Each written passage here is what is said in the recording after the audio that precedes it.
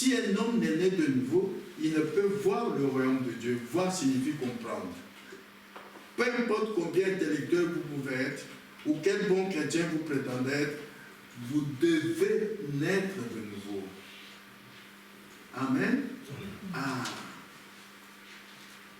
Vous ne pouvez accéder à Dieu que par l'Esprit. Vous ne pouvez entrer en contact avec Dieu que par l'Esprit. Il a dit, je vous accueillerai et vous serez pour moi des fils et des filles. C'est uniquement après la nouvelle naissance, pas avant. Amen. Ah. Il n'y a qu'une façon à l'homme de parvenir à Dieu, c'est par le Saint-Esprit. Jésus a dit, nul ne peut venir à moi si le Père ne l'attire premièrement. Ce n'est rien de plus que la vérité, vous chrétiens. Ce soir, nous devrions faire l'inventaire de ces choses dans notre cœur et en faire le compte. Amen. Mais, écoutez ceci. Aujourd'hui, l'éducation et la carte de membre d'église, ainsi que votre attachement aux choses du monde, ont bousculé l'église à tel point que le côté intellectuel a pris la place du spirituel. Oui. Aujourd'hui, même dans ce message, c'est ceux qui raisonnent, qui sont les plus hauts, qui sont les plus considérés, qui sont les plus forts. Amen. Quand vous dites Dieu m'a dit, vous êtes ridicule à leurs yeux. Et ils se mettent en groupe, ils font une réunion, ils disent non, nous devons faire ceci dans notre assemblée. C'est anti-biblique. Dans une assemblée, on ne peut pas dire nous disons, non. Chacun doit parler individuellement parce que Dieu ne traite jamais avec un groupe. Amen. Ah.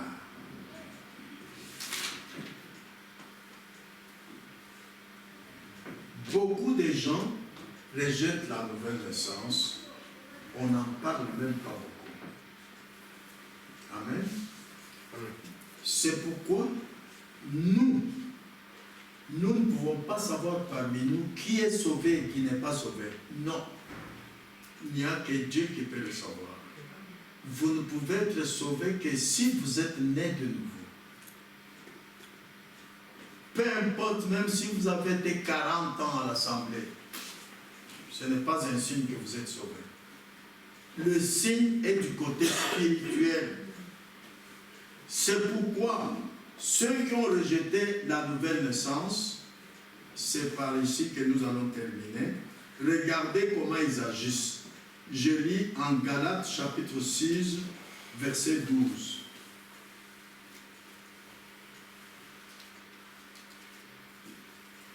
Galates chapitre 6, verset 12. Tous ceux qui veulent se rendre agréables selon la chair. Ah. Mes frères, comment toi tu fais ça? Dans notre assemblée, qu'est-ce qu'on a dit? Ah, ne me parlez pas comme ça. Nous ne venons pas ici pour agir selon la chair. S'il vous plaît, s'il vous plaît. Il y a des gens qui aiment agir selon la chair. Or, ceux qui veulent se rendre agréables selon la chair ne peuvent pas plaire à Dieu. C'est le cas de Vierge folle. Elle n'avait aucune faute, aucune. Mais il voulait tout faire selon la chair. Oh, c'est Dieu qui baptise du Saint-Esprit. Ils n'ont jamais été baptisés du Saint-Esprit. Nous lisons dans Romains chapitre 8, verset 8. Romains chapitre 8, verset 8.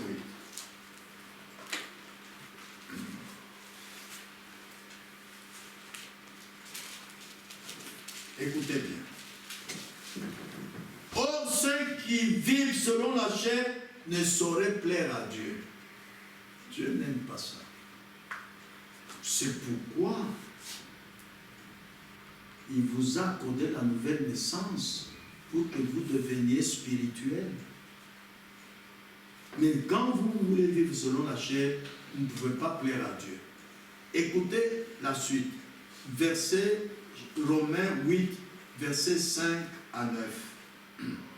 Ceux, en effet, qui vivent selon la chair, s'affectionnent aux choses de la chair, tandis que ceux qui vivent selon l'esprit, s'affectionnent aux choses de l'esprit. Et l'affection de la chair, c'est la mort, tandis que l'affection de l'esprit, c'est la vie et la paix. Car l'affection de la chair est inimitié contre Dieu, parce qu'elle ne se soumet pas à la loi de Dieu, elle ne le peut même pas. Or, ceux qui vivent selon la chair ne sauraient plaire à Dieu. Pour vous, vous ne vivez pas selon la chair, mais selon l'esprit, si du moins l'esprit de Dieu habite en vous. Si quelqu'un n'a pas l'esprit de Christ, il ne lui appartient pas. Si du moins l'esprit de Dieu habite en vous, c'est si vous êtes baptisé du Saint-Esprit. Si quelqu'un n'a pas l'esprit de Christ, c'est-à-dire si quelqu'un n'est pas né de nouveau, chaque homme, chaque femme née de nouveau a l'esprit de Christ. Il est conduit par l'esprit de Christ. Il ne se conduit pas lui-même. Amen. Amen. Qu'est-ce que nous devons faire pour ne pas vivre selon la chair? Dieu n'en veut pas. Dieu est connu par l'esprit. Dieu est adoré quand vous avez l'esprit. Vous ne pouvez pas adorer Dieu charnellement. Non. Ce que nous devons faire, si quelqu'un n'a pas le Saint-Esprit en lui, c'est en plaçant sa confiance en l'homme intérieur et non pas en sa chair, en lui-même. Non. Dans Dieu mal compris, nous lisons ceci. Dieu mal compris. Au paragraphe 58. Nous serons assis avec Christ pour juger des rois et des prêtres et pour juger des gens à qui nous avons prêché et parlé du baptême du Saint-Esprit et qui ont refusé de le recevoir. Ah, vous allez dire, frère, comment est-ce que nous pouvons refuser de le recevoir? Oui, écoutez comment vous pouvez refuser de recevoir le Saint-Esprit. Je lis dans « Il est convenable que nous accomplissions toutes choses » au paragraphe 91. Écoutez bien.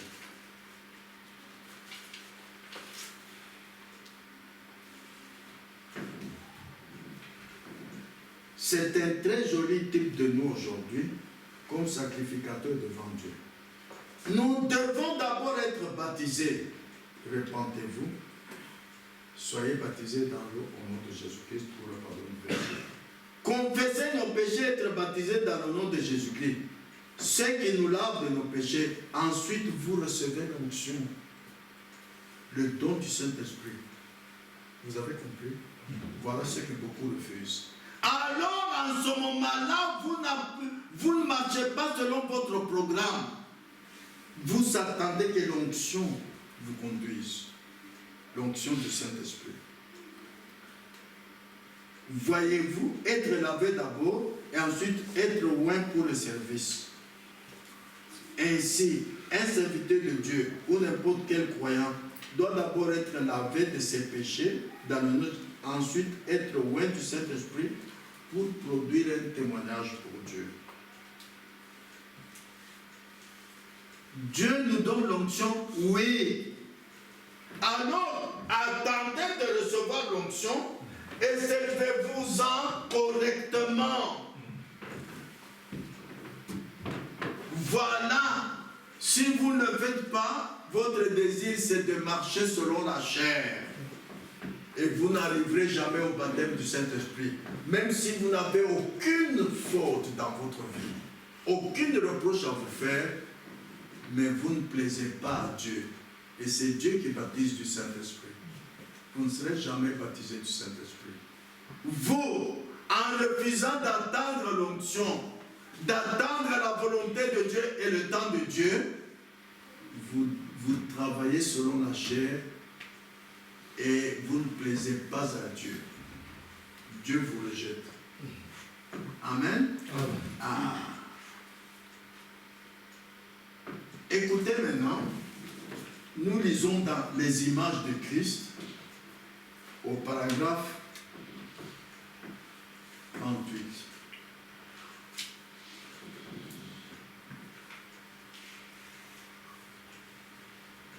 Je ne crois pas que le christianisme consiste au fait de se joindre à des églises ou des credos. Je crois plutôt que c'est la réflexion de Jésus-Christ dans l'être humain, car nous sommes ses membres, les membres de son corps. C'est par là que nous allons à la fin, mes frères et sœurs. Jésus nous a sauvés pour que, après que nous serions délivrés de la main de nos ennemis, nous puissions le servir sans crainte. C'est ce que nous lisons dans Luc. C'est pourquoi nous devons être une réflexion du Seigneur Jésus-Christ. Mais aujourd'hui, nous sommes en train de refléter le christianisme de la mauvaise façon. Ah, frères et sœurs, ce n'est pas moi qui l'ai dit, c'est le prophète messager de notre temps qui dit ça. Il a regardé nos œuvres, nous faisons la réflexion du christianisme de la mauvaise façon. Comment? Écoutez dans Présumé, paragraphe 39. Présumé.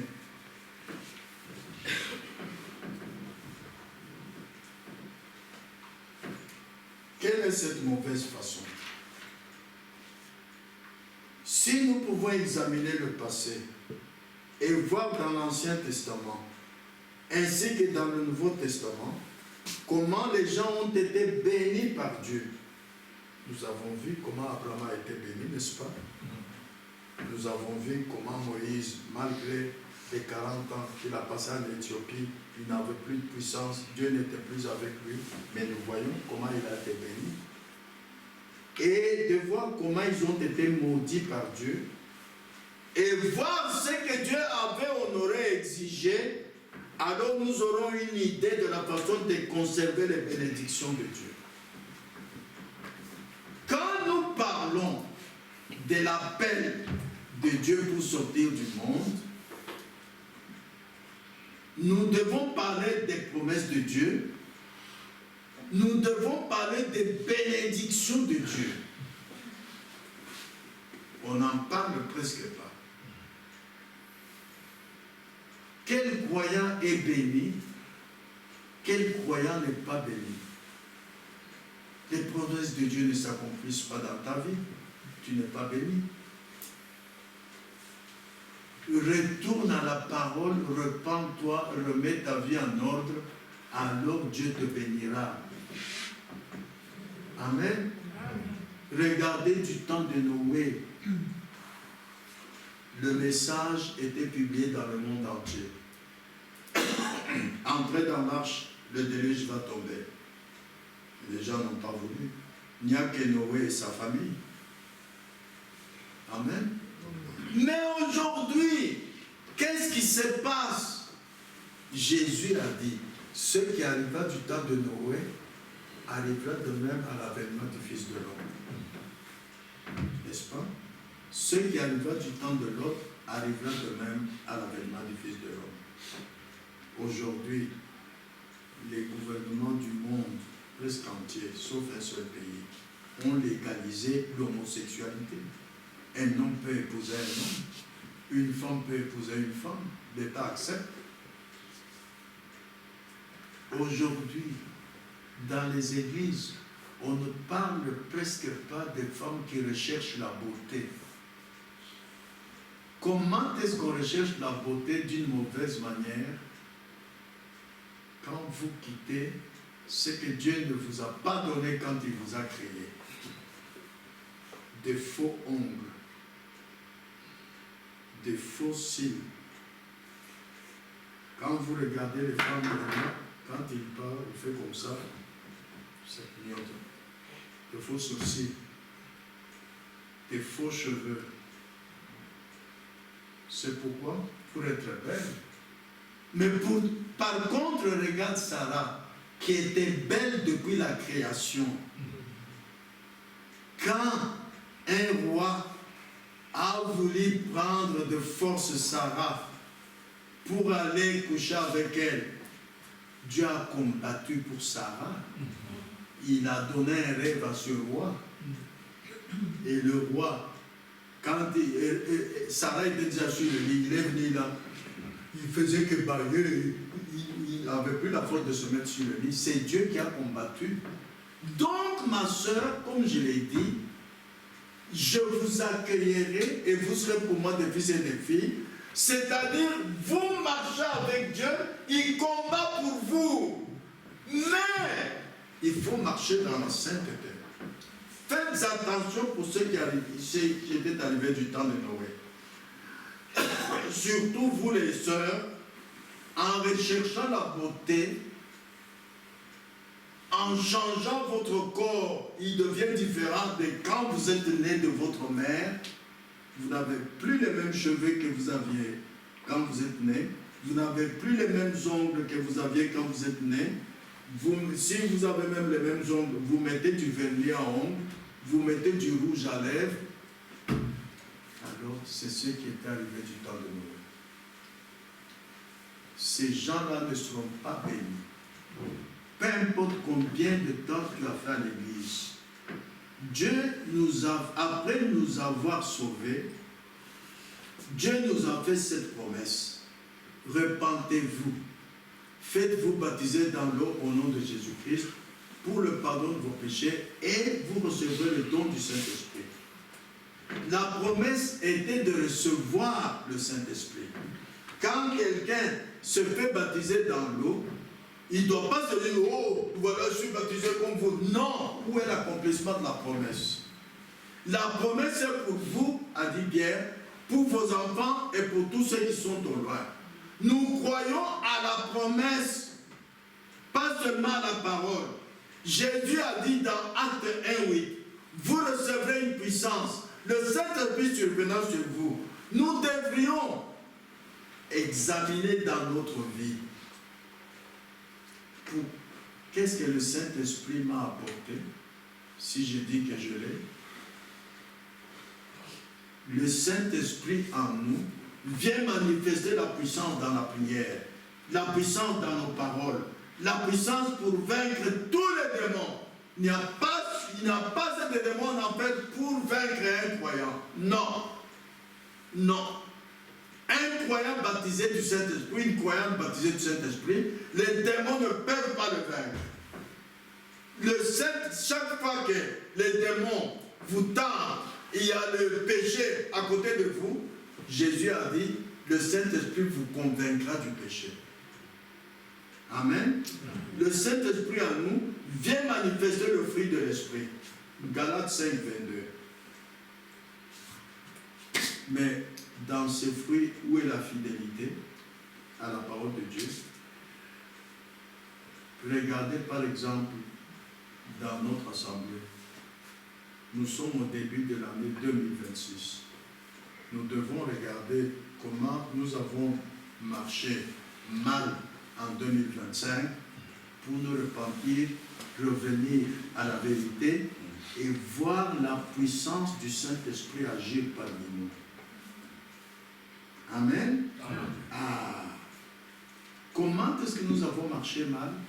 Acte 4:32 dit, ceux qui avaient cru n'étaient qu'un cœur et qu'une âme. Tous croyaient la parole de la même manière, la mettaient en pratique de la même manière, venaient au culte de la même manière. Alors ils étaient une église la plus puissante. Acte 5:12, la première église des apôtres, on amenait les malades, ils étaient tous guéris. L'apparition du spirituel attire le regard des incroyants. Quand vous venez ici, vous n'avez pas la manifestation du Saint-Esprit. Vous n'êtes pas différent d'une église dénominationnelle. Quand ils vous disent, mais je viendrai chez vous, qu'est-ce qu'il y a de différent que chez nous? Vous allez vous taire. Il faut la manifestation du surnaturel ici. Alors cela va attirer les gens. Cela va convaincre les gens que Dieu est parmi est dans cette assemblée. Pas un Dieu qu'on fait à la bouche. Non. Non, mon frère, non, ma soeur. Rappelez-vous Moïse qui était né pour être libérateur. Quand il a tué l'Égyptien et le Pharaon voulait le tuer, il a fui en Éthiopie. Il n'avait plus aucune puissance qui se manifestait en lui. Alors, est-ce que votre cas? Même si tu es baptisé du Saint-Esprit, tant que tu ne vis pas dans la sainteté, Dieu ne peut pas t'utiliser. Aucune puissance ne peut pas. Regardez, lisons Luc 1. Réfléchissez bien, nous ne sommes pas une dénomination, nous sommes l'Assemblée de Dieu. Luc 1, verset 74-75. De nous permettre, après que nous serions délivrés de la main de nos ennemis, de le servir sans crainte, en marchant devant lui dans la sainteté. Ce n'est pas n'importe qui va servir Dieu. C'est pourquoi je demande même aux sœurs qui viennent chanter à la chorale, nous ne serons pas d'accord qu'elles soient bien n'importe comment. Même si une sœur avait envie de commencer à balayer la salle, elle doit être dans la sainteté. C'est ce que nous enseigne la parole de Dieu. Amen. Ah. Frères et sœurs, après que nous serions délivrés de la main de nous devions servir Dieu sans crainte. Comme nous avons vu ceux qui avaient empêché Abraham de servir Dieu, suivant la promesse de Dieu, il en est de même pour nous. Nous terminons par là. Vous voyez? Maintenant, quand Abraham n'avait plus la crainte, quand Dieu l'a éprouvé en disant, prends ton unique fils Isaac, offre-le-moi. Il est parti l'offrir. Quand il a levé le couteau pour l'égorger, nous lisons Genèse 22 et nous terminons par là. Genèse 22.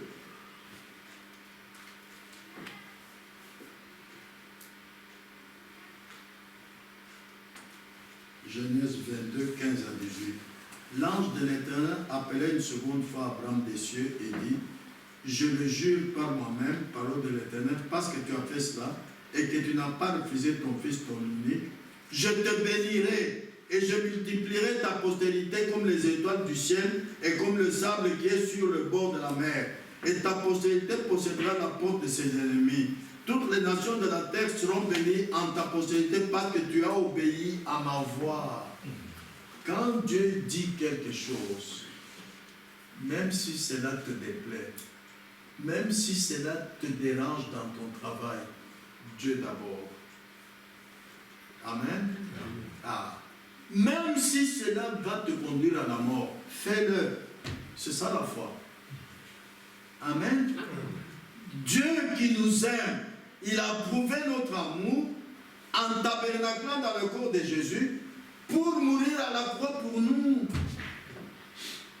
Et vous croyez que Jésus est mort en riant? Non, il a crié, Père, Père, pourquoi m'as-tu abandonné? Il a souffert. Mais pourquoi toi tu ne veux pas passer par la souffrance? Frères et sœurs, observez comme Abraham ne voulait pas souffrir dans son cœur en quittant son père, Dieu l'a quitté, Dieu ne l'a pas béni, Dieu n'a pas accompli sa promesse. La même chose pour vous.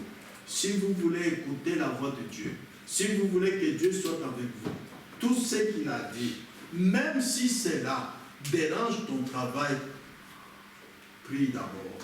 Parce que Dieu a dit, tout ce que vous demanderez en priant, moi je le ferai. C'est Jésus-Christ qui a dit. Demandez-lui, dites Seigneur, voilà, l'heure du culte correspond à l'heure de mon travail.